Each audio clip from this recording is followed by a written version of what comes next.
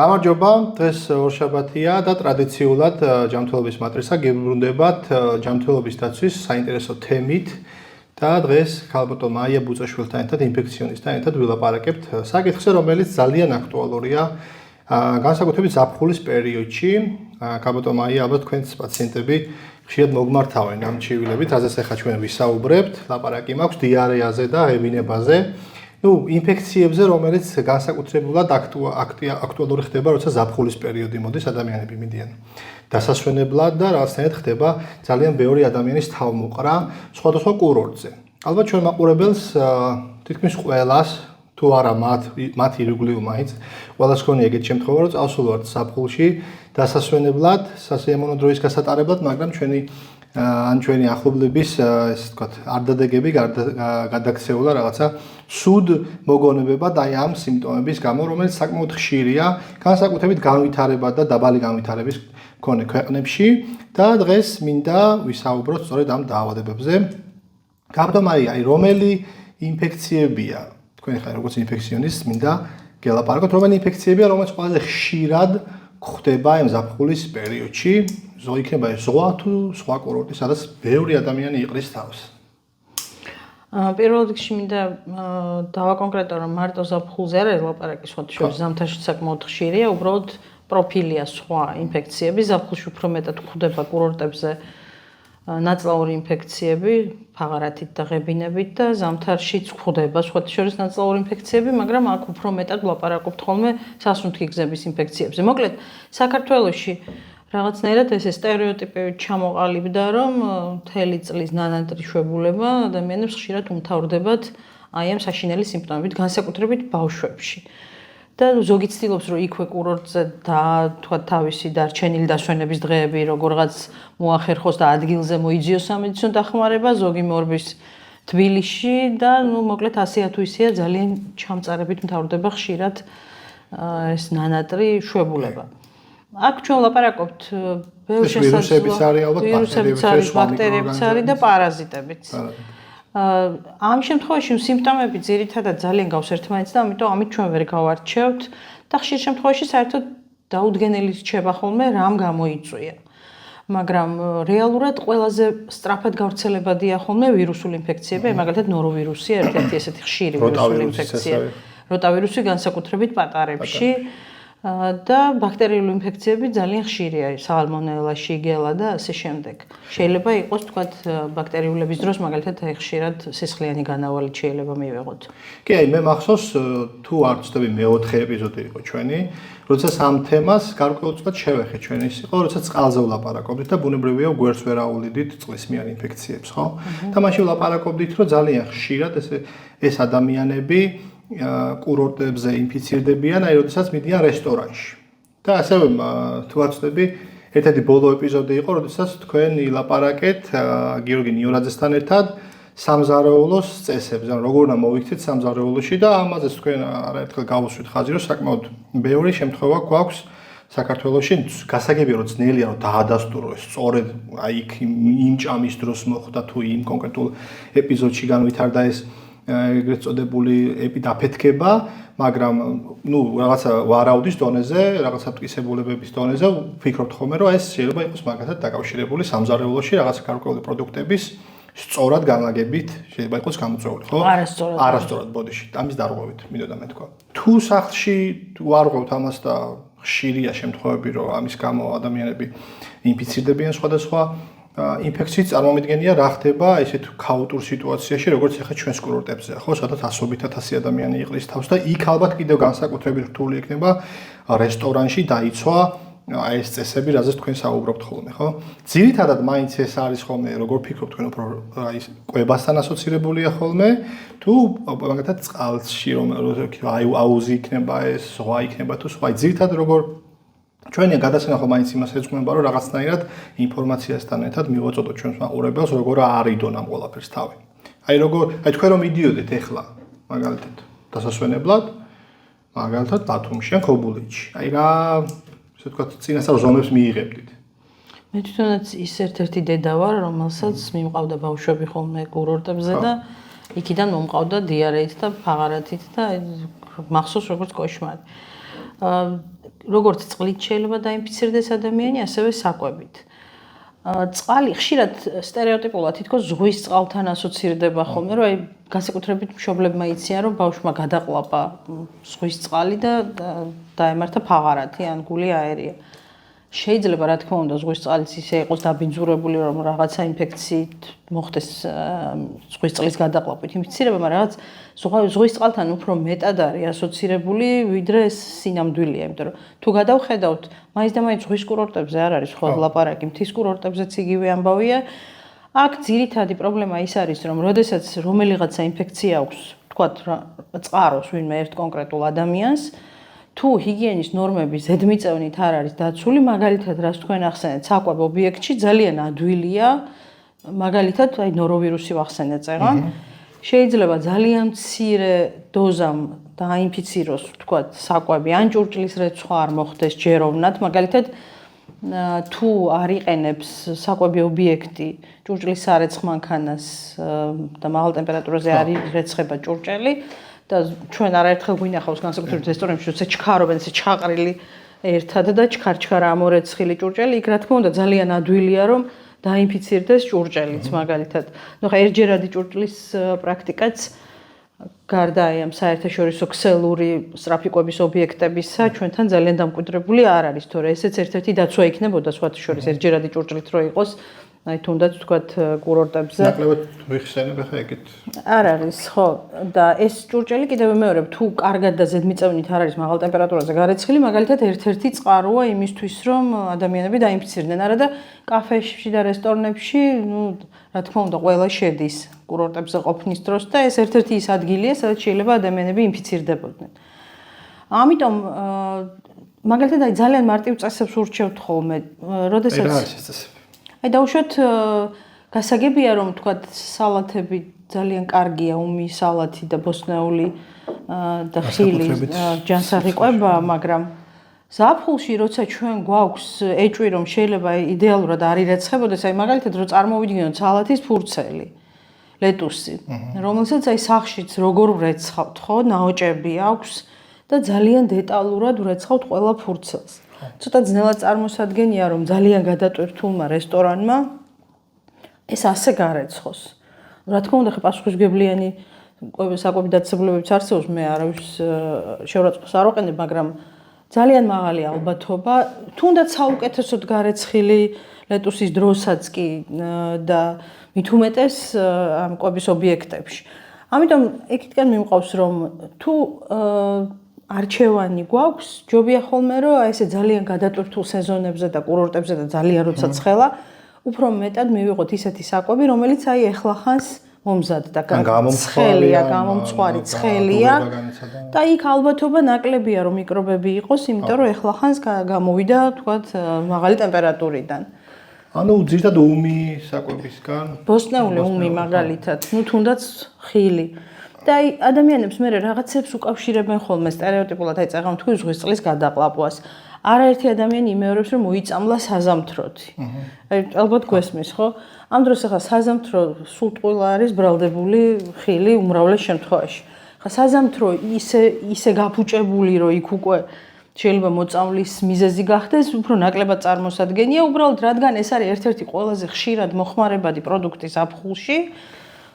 ვიღაცას აუცილებლად ნაჭამი აქვს საზამთრო, აი რატომღაც ძალიან ბევრჯერ აბრალებენ საზამთროს. სინამდვილეში ეს არის უბრალოდ საიდანღაც მოხვდა მიკროორგანიზმი, ინფიცირდა ადამიანი და დაემართა აქვე ყოველჯერზე ამას ვიმეორებ და კიდევ ერთხელ მინდა ვთქვა, დაემართა ადამიანები ამბობენ ენტეროვირუსი. აუცილებლად. ენტეროვირუსი არ არის ეს, ენტეროვირუსები სულ სხვა ჯგუფია და თუმცა ძალიან გავს სიმპტომურად და ალბათ მაგიტო რეალურად სიმპტომურად არ გავს, უბრალოდ სიტყვა არა, ეს ჩემი აზრით მოდის სიტყვა ენტერო ასოცირდება შინაგან ორგანოებთან და თითქოს ფაღარათთან. ენტეროვირუსები საერთოდ ნერვული სისტემის დაზიანებით უფრო მიმდინარეობს. და სასუნთქი გზების კი, შეიძლება. ამათ თქვიათ უბრალოდ დიარეით მიმდინარე დაავადებები მაგალითად. კი. აი თქვენს პოსტებს როცა უყურებ ხოლმე და ვკითხულობ, აი მაგედან ვიგებ აი დაახლოებით აი როგორ უნდა შევარდ, ახლა გარედან ბუნებრივია ძნელია შეარჩიო რესტორანი ან ადგილისად უნდა შეხვიდე, მაგრამ აი ეს თვის რაღაცა უნარჩვევები, რომელიც იქ მომუშავე პერსონალს უნდა ჰქონდეს, მაგ ინფორმაციით უკვე აღჭურვილი ვარ. მაგალითად, აი როცა თებშები მოაქვთ ხოლმე და ცხელია, ეგ ერთ-ერთი ინდიკატორია ხოლმე ჩემთვის, რომ სავარაუდოდ ეს მაღალ ტემპერატურაზე გაიცხადა. თუნდაც აი რაღაცა ნადებიც რო ქონდეს დარჩენილი, ბევრად უფრო მეტ სიმშვიდეს მოაძლევს ის ფაქტორი, რომ ეს ისეთ ტემპერატურაზეა დამუშავებული, რომ პრაქტიკულად რაიმით დაინფიცირების რისკი ნულამდე ალბათ დაყვანილი. და ერთი რაც აი წინა პოდკასტში, ერთ-ერთი წინა პოდკასტში თქვენ ლაპარაკეთ ნიორაძე გიორგისთან ერთად იყო აი ზედაპირების დამუშავება, ეს რაღაცა მრავალჯერ მოხმარებული უკვე ეგრეთ წოდებული ნაჭრის, არ ვიცი, ტილო ქვია ალბათ, ხო? როდესაც აი წმენდნენ ხოლმე ჩვენს წინ, იქაც ეტყობა, რომ ეს ჯერ კიდევ სველია და ალბათ ძალიან ბევრ იმაზე ძალიან ხშირად ალბათ გიგზნიათ აი რესტორანში ჩვენ თვალწინ რო წმენდნენ მაგიდას და ზოგჯერ აი მე მაინც ძალიან გამძაფრებული მაქვს, სუნი იმ ტილოს სუნი თუ მეცა უკვე იმ რესტორნის ჰიგიენურ ნორმებზე მთელი ჩემი შთაბეჭდილება ჩაფუჭრული. მიიღალ იმისა, რომ ფორმალურად ხანდახან ასხავენ ხოლმე რაღაცა სითხეს იმ ტილოს თუ სუნიაზის არავითარი ხსნარი აღარ შველის ხალხში ხსნარიც დასადგენია ხოლმე თუ ვთქვათ რაღაც ქიმიურ ნივთიერებებს შეიცავს. კი, რესტორნებმა იციან რომ როგორი უნდა იყოს ხსნარი, მაგრამ მე გამიგია ისიც რომ ქლორის შემცველი ისეთი ხსნარებით ზოგჯერ გამოუყენებიათ, რომელიც საკვები პროდუქტებისთვის არ არის მისაღები. კი ბატონო. ისეთ ჩქარა დავიწყეთ, რაღაცა დაგვაუწყდა ერთ-ერთი მთავარი მესეჯის გაჟღერება, რომ ჩვენი პოდკასტის სპონსორია კლინიკა ნეოლაბი და გთხოვთ რომ გამოიწეროთ ჩვენი არხი, მოწონება დაუწეროთ ამ ვიდეოებს და ვთქვათ სტიმული გვექნება რომ გავაგრძელოთ ეს საქმე და მოგაწოდოთ საკმაოდ მნიშვნელოვანი ინფორმაცია, რაც დაგიხმარებათ თქვენი და თქვენი ირგვლივ მყოფი ადამიანების ჯანმრთელობის დაცვაში. და დავაყოლებ ასევე თუ კომენტარების სახით დაგვიტოვებენ ხოლმე ვიდეოებზე რა თემები აინტერესებთ, შემოსიამოვნებით გავითვალისწინებთ. ამ თემებზე ლაპარაკი თორსა რთულია გაექცე მითებს, ხო? ყველაზე ხშირია ხოლმე ეს ხშირ დაავადებებზე, როგორც ესე ხშირია ხოლმე ეს მოარული ხმები და სამედიცინო მითები საქართველოში უამრავია. კი, ძალიან ბევრი ჯერ მსმენია, ის ზაფხულის პერიოდი იქნება თუ არ იქნება რა მნიშვნელობა აქვს, როდესაც დიარეით მიმდინარეობს გარკვეული დაავადება, ხშირად მსმენია ხოლმე რომ ლუდია, რომელიმე სხვა ალკოჰოლური საშუალება მიიღო, რომ თითქოს ალკოჰოლი გაანეიტრალებს ამ რაღაცა მიკროორგანიზმს. კი, არაყი მუცლისკივილის ამალია. კი. ხო, უპასუხოთ ამით პირველ რიგში. დავლიოთ არაყი და ლუდი მუცლისკივილის ამალი არ არის, ვერაფერს ვერ გაანეიტრალებს, შესაბამისად ალკოჰოლი პირიქით, ფაღარათით და დიარეით ღებინებით მიმდინარე დაავადებების დროს კატეგორიულად მიუღებელია, იმიტომ რომ ამ სიმპტომებს გაგვირთულებს სერიოზულად. ასევე მსმენია, მაგალითად, რაღაცა დიარეა 2 დღე 3 დღე გაივლის, არ არის პრობლემა. აი, რა უნდა ურჩიოთ პირიქით, აი, მით უმეტესობას ბავშვები არიან ხოლმე რაღაცა ინფექციით დაინფიცირებულები და ესეთ სიმპტომატიკა აქვთ. ალბათ დამეთანხმებით, რომ ეს 2-3 დღე დაველოდოთ თავისით გავulis და ორგანიზმად ჯობია გადალახოს, ეს ალბათ არასწორია. რა ქნან ასეთ დროს ადამიანები? გააჩნია მანდ რაღაც სიმპტომები ალბათ და ის ჯგუფები, სადაც ყურადღება უნდა გავამახვილოთ, თორემ კი, ეხლა ალბათ ლოგიკა არის მაგაში, რომ 2 და 3 დღეში ფაღარათის დროს აუცილებლად შეიძლება რომ არ მივმართოთ სამედიცინო დაწესებულებას. თუმცა იმ 2-3 დღის განმავლობაში ალბათ წყლის შევისვათ მაგას. კი, თავარი ეგ არის. თუ ადამიანი იღებს წყალს და ამ წყალს ირგებს, ანუ აღარ აღებინებს უკან, მაშინ შეიძლება გარკვეული პერიოდი დააველოდოთ. მაქსიმალურად უნდა მოვერიდოთ თვითმკურნალობას. ანუ უამრავი რაღაცნაირი არასწორი მკურნალობები იწყება, როცა პაციენტები მოდიან უკვე არ ვიცი რატომღაც სვამენ რაღაც აი საყვარელი წამალია კუჭის აშლის დროს ბისეპტოლი, არ ვიცი საიდანაც მოდის ბებიებიდან და შემცირდა, მაგრამ ჯერ კიდევ იხმარება. გადასხმები ალბათ გადასხმები, ხო, ნუ გადასხმა 1000-ჯერ გავიმეორებ კიდევ რომ მხოლოდ იმ შემთხვევაში აუცილებელი თუ ადამიანი სითხეს ვერ ირგებს და იძულებულები ვართ შევავსოთ ის ინტრავენურად. სხვა არავითარი აზრი გადასხმას არ აქვს. პრაქტიკულად ჩვენ ეპიზოდი არ ქონია პოდკასტში რომ გადასხმა არ ვიცი მე მგონი წყლის ნახვა ეს. ხო, ისე გამოდის რომ გადასხმების წინააღმდეგ ხართ, რეალურად ისე რეალობა არის ის რომ თუ ადამიანი იღებს საკვებს და სითხეს. იმის შემცველია რეალურად ის, ხო, როცა ვერ ვიღებ, მაგდროს უჭირდება დამატებით, ხო? მოკლედ, თუ სისხლიანი განავალია, თუ ადამიანი არის იმუნოკომპრომეტირებული, ანუ იმუნიტეტის დაზიანებით მიმდინარე რომელიმე დაავადება აქვს, მაგალითად იმყოფება ქიმიოთერაპიაზე, ჰორმონოთერაპიაზე, ასაკი, ახლა ხანდაზმულებისთვის შეიძლება პრობლემა გახდეს, ქრონიკული მძიმე დაავადებები და ჩვილი ბავშვი. აი ამ დროს მართლა ჯობია რომ არ ველოდოთ და სამედიცინო დახმარება მივიღოთ და გავარკვიოთ რასთან გვაქვს საქმე. ჩვენთან დიდად არ უყვართ ხოლმე ბაქტერიოლოგიური კვლევები. როდესაც არის ფაღარათი, ჯობია რომ განსაკუთრებით ხა 2 და 3 დღეში არა, მაგრამ თუ რამდენიმე დღე გახანგრძლივ და განავალი დავთესოთ ეგრეთ წოდებული ასე როგორც ხალხი ეძახს. ანუ ჩავტაროთ განავლის ბაქტერიოლოგია და გავიგოთ ეს ბაქტერია თუ არა, რომელი ბაქტერიაა და საჭიროა თუ არა ანტიბიოტიკი ასე დავადგინოთ. ასევე თუ გახანგრძლივებულია ფაღარათი, კარგია რომ გავაკეთოთ პარაზიტებზე კვლევა, მაგალითად კრიპტოზე, ამებიაზე და ასე შემდეგ. და ვირუსებზე კვლევებიც არსებობს განავლის. მოკლედ კვალიფიციურად თუ მიუდგებით და დავადგენთ რასთან გვაქვს საქმე, ძალიან კარგი იქნება, იმიტომ რომ გაუთავებლად რაღაცა თითქოს ფაღარათის საწინააღმდეგო წამლებს სვამს ხალხი და გაურკვეველი სიტუაცია გვაქვს. თუმცა კიდევ მეორე ხა 2 და 3 დღე და თუ ადამიანი ჯანმრთელია, ახალგაზრდა ჯანმრთელ ადამიანში შეიძლება თუ სითხეს ირგებს, არ შეგვეშინდეს დაველოდოთ და ხშირ შემთხვევაში გაივლის. ჩვენ თვალშორის არ გველაპარაკია წყალზე, როგორც შესაძლო წყაროზე. კვებისკენ წავედით, ხო და ალბათ წყალზეც უნდა არის წყალიც საკმაოდ ხშირია, კი. აი მაგალითად მაგავე ეპიზოდში, როდესაც ჩვენ წყალზე ვლაპარაკობთ, ესეთი რეკომენდაცია ქონდა მახსოვს ბოლოს, რომ განსაკუთრებით იმ ადამიანების, ვისაც უკანასკნელი რამდენიმე დღის განმავლობაში ჰქონდა ესეთი სიმპტომები, დიარეა მაგალითად, ეგეთ ადამიანებს ურჩევდით ხოლმე, რომ საერთო გამოყენების სივრცეებისგან როგორც აი მაგალითად აუზი განსაკუთრებით, ხა მდინარეში და ზღვაში ალბათ უფრო მარტივად ნეიტრალდება ხო ეს მიკროორგანიზმები, მაგრამ ისეთ ადგილებში როგორც არის მაგალითად აუზი, როცა სრულიად უნებლიეთ დავაინფიციროთ ის წყალი ხო და ვიღაცამ ჩაყლაპოს შემდეგ ან ნებისმიერი სხვა საშუალებით მოხდეს მის ორგანიზმში, მოერიდონ ესეთი ადამიანები, ვისაც ფაღარათი აქვს. ან ჰქონდა რამე 2 დღის წინ. დინარებზე მაინც ჩაგეჭრებით, დინარეებთან დაკავშირებით, აი ხშირად იქვე ახლოს შინაური ცხოველები, ანუ მსხვილფეხარქოსანი ცხოველები, ძროხა და ღორი და ასე შემდეგ სვამს წყალს, ან მათი ფეკალიები ერევა წყალს, აი მდინარეებზე ცოტა სიფრთხილე გვჭირდება, ან გინდათ ტბებზე, თუ ეს რქოსანი შინაური ცხოველები იქ მუდმივად ტრიალებენ და მათი ფეკალიები შერევის რისკი მაღალია, ასეთ ადგილებს ჯობია რომ მოვერიდოთ. არ გამომირიცხავს, მაგრამ რაღაც ნაკლებად რისკის ქვეშ განვიხილეთ. სხვადასხვა აი ზღვის წყალი, რომელზეც ყველაზე მეტი ბრალდება ახოლმე, ამ ხრივ ყველაზე ნაკლებად პრობლემურია, იმიტომ რომ იქ იმხელა შერევის ალბათობა, ხა ისე არ უნდა იყოს არაკეთილსინდისიერად, რომ იქვე კანალიზაცია ჩადიოდეს და იმედი მაქვს რომ პლაჟებთან ასე არ ხდება, თუ ხდება ეს საშიში რა თქმა უნდა, მაგრამ ყოველ შემთხვევაში კიდევ ვიმეორებ, იქ წყლის ცვლა იმდენად დიდია, რომ ნაკლები ალბათობა. აქ უფრო ლაპარაკია აი ტბებზე, გუბეებზე, მდინარეებზე, აქ უფრო მაღალია რისკი, რომ ინფექციები დაგვემართოს. და ასევე ხშირია, როცა ლაშქრობაზე თუ არ ვიცი ექსკურსიებზე დადის ხალხი და წყაროს წყლებს სვამს. გასაგებია რომ წყაროს წყალი ძალიან გემრიელია და შეიძლება მართლა ძალიან სუფთა იყოს, მაგრამ შეიძლება არ იყოს სუფთა. იგივე მაგალითად წყაროს საიდან ჩამოდის და ზოგჯერ ისევ და ისევ ეს ცხოველები იქ სვამენ წყალს, შეიძლება იქ ფეკალიები მოხვდეს და მაშინ ძალიან საშიში ხდება.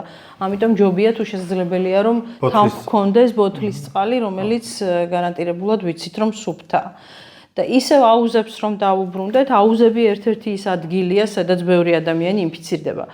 აი პირდაპირ ესეთი სტუდენტებს რომ ვასწავლით ეგეთი შემთხვევები ბევრია მსოფლიოში აღწერილი. აი მაგალითად კრიპტოსპორიდიაზი არის ერთ-ერთი ესეთი ინფექცია, რომელიც აი შეიძლება ათასობით ადამიანში მოხდეს დიარეის აფეთქება. რა თქმა უნდა, თუ კარგად და სწორად არის ქლორირებული აუზი, უნდა ხდებოდეს ამ მიკროორგანიზმების განეიტრალება, მაგრამ ზოგჯერ ეს ცოტა ძნელია. ამიტომ ვიზუალურად თუ ჩვეულებრივ გარეგნულათაც კი ვერ აკმაყოფილებს აუზი ჩვენი თვალით ჰიგიენურ ნორმებს, ჯობია რომ მოვერიდოთ, იმიტომ რომ იქ იმდენ შარს ავიკიდებთ, რომ არ ღირს. ამიტომ ვიზუალურად მაინც სუფთა უნდა იყოს. რა თქმა უნდა, აქაც არ არის გარანტია, რომ იქ მიკროორგანიზმების შემცველობა არ არის თქვათ დამაზიანებელ დონეზე, მაგრამ მეტი ალბათობაა რომ უფრო სუფთა იყოს. ქლორი გარკვეულწილად რა თქმა უნდა ანეიტრალებს. ასევე ხშირია ხოლმე, როდესაც ყურში ჩადის აუზის წყალი და იქ შეიძლება გამოიწვიოს ინფექციის გავრცელება, კი. მოკლედ, მე მგონი ძირითადი საკითხები დავფარეთ და რაც გვინდოდა რომ ჩვენი, ვთქვათ, მაყურებლისთვის მივეწოდებინა ზაფხულის ინფექციებთან დაკავშირებით ეს ინფორმაცია მივაწოდეთ. რო შევაჯამოთ რეკომენდაციები, რომელიც ერთი ალბათ იქნება რაც შეიძლება ხშირად დაიბანონ ხელები და დაიბანონ. კი, კარგი იყო ეს, იმიტომ რომ დაგვავიწყდეთ ჩვენ. კი, დაიბანონ ხელები, განსაკუთრებით ჭამამდე და ჭამის შემდეგაც. მოიხმარონ, ვთქვათ, ბოთლის წყალი, ნაყიდი წყალი, რომ ამით შევამციოთ, ასე ვთქვათ, წყლის ფაქტორი, როგორც ამ ინფექციის რისკის, თუ ასე ვთქვათ, დიარეის სიმპტომები აქვს, აღებინების სიმპტომები აქვს ადამიანებს.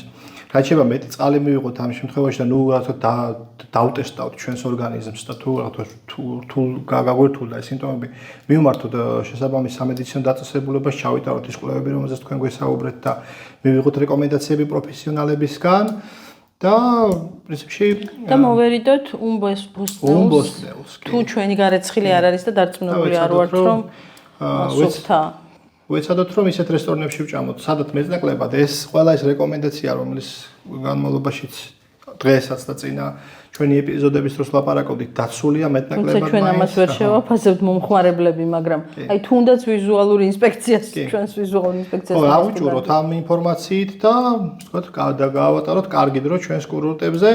ამ პოდკასტის მიზანია, რომ რაც პირიქით შევამციოთ, ესე ვთქვათ, ესეთი დაავადებები, რომელზეც დღეს ვლაპარაკობდით, იმიტომ რომ პირდაპირ თუ ირიბად ეს რეალურად ეკონომიკასაც სურტყავს და ტურიზმსაც სურტყავს, თუ ესეთი შემთხვევები ძალიან ბევრია, ბუნებრივია იმ კურორტისთვისაც ძალიან დამაზიანებელია რეპუტაციულადაც და სხვა თვალსაზრისითაც. გამოიწერეთ ჩვენი პოდკასტის, ჩვენი YouTube არხი. გაუზიარეთ ეს ვიდეო თქვენს მეგობრებს, რომლებიც აპირებენ იმოგზაურონ ზაფხულის კურორტებზე. იქნება ეს თა თუ ზღვა არ აქვს მნიშვნელობა და გამოყვებით YouTube-ზე და მომავალშიც ძალიან საინტერესო პოდკასტებს ჩავწერთ. მადლობა ქალბატონო მაია. დაგემშვიდობებით. დროებით.